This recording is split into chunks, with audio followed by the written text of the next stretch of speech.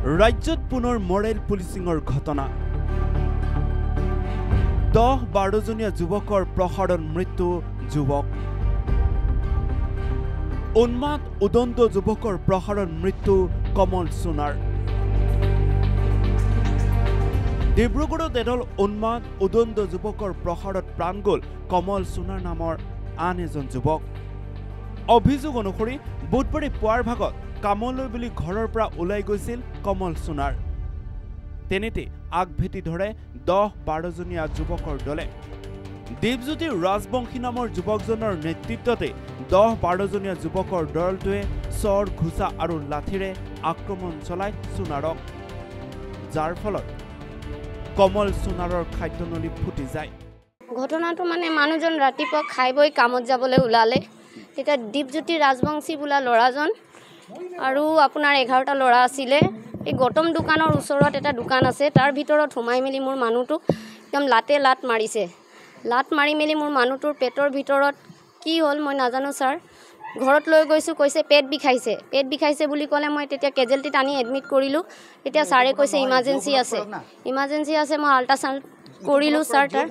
ultrasound কৰি মেলি তাৰপাছত কৈছে যে মানুহজনৰ খাদ্যনলীটো ফুটি গৈছে পেটৰ ভিতৰত আৰু ব্লিডিং হৈ আছে ইমাৰ্জেঞ্চি অপাৰেশ্যন কৰিব লাগিব নহ'লে তোমাৰ মানুহটো মানে ঢুকাব বুলি ক'লে তাৰপাছত কৰি মেলি আৰু আমাক তাত শিফ্ট কৰি দিলে এইটো আপোনাৰ চাৰ্জাৰীত শিফ্ট কৰাৰ পিছত মানুহজন ৰাতিপুৱা 4টা বজাত ঢুকালে কি কাৰণে এই ঘটনা হৈছে এই সন্দৰ্ভত আৰক্ষীয়ে প্ৰকাশ কৰা নাই যদিও সন্দেহ কৰা অনুসৰি পুৰণি কথাৰ আক্ষেপৰ বাবে 10-12 জনীয়া দলটোৱে কমলক কৰিছিল আক্ৰমণ সেই কমল সোণাৰ আজি পুৱাৰ ভাগত মৃত্যু হয় তাৰ পাছতে 24 বছৰীয়া কমল সোণাৰৰ পৰিয়ালে স্থানীয় বৰবাৰী আৰক্ষী চকীত দাখিল কৰিছিল এজাহাৰ তোৰ খাদ্যনলীটো ফুটাই দিছে মাৰিয়াৰ লগত 11টা ল'ৰা আছে হেতকো ধৰি আনিব লাগে আৰু শাস্তি দিব লাগে মোৰ মানুহজনক ন্যায় লাগে কি কাৰণে মাৰিলে মোৰ মানুহজনে মোক কোৱা নাই কি কাৰণে মাৰিছে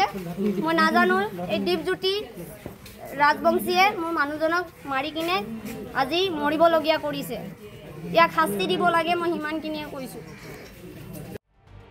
নিকৃষ্ট নিন্দনীয় আৰু ঘৃণনীয় এই সমগ্ৰ ঘটনাক লৈ এতিয়া প্ৰতিক্ৰিয়াৰ সৃষ্টি হৈছে ডিব্ৰুগড়ত সমগ্ৰ ঘটনাৰ সন্দৰ্ভত কমল সোণাৰৰ পৰিয়ালে আৰক্ষীক এজাহাৰ দাখিল কৰাৰ পাছতে আৰক্ষীয়ে গোচৰ ৰুজু কৰি 12 জনীয়া দলটোৰ বিৰুদ্ধে অভিযান চলায় ইফালে সমগ্ৰ ঘটনাৰ মূল অভিযুক্ত দেৱজ্যোতি ৰাজবংশীক গ্ৰেপ্তাৰ কৰে আৰক্ষীয়ে